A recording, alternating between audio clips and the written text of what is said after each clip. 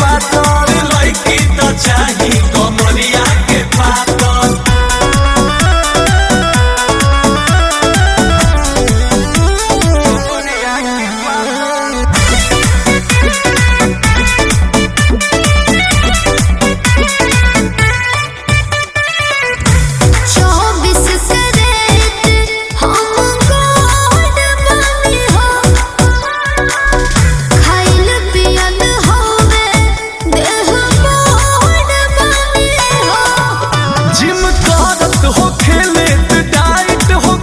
जवन ऊपर से नीचे ले टाइट होके खाली तोहरे ना खुलेगी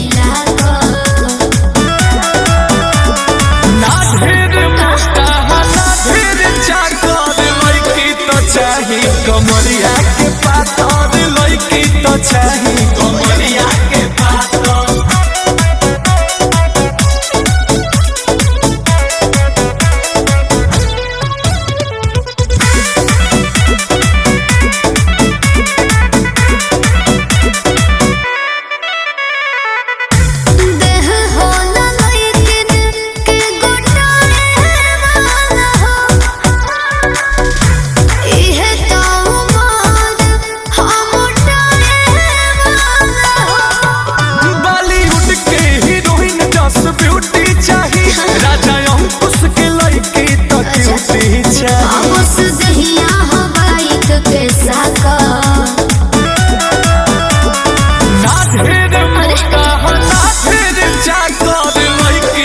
कमरिया के पातर लड़की तो चाही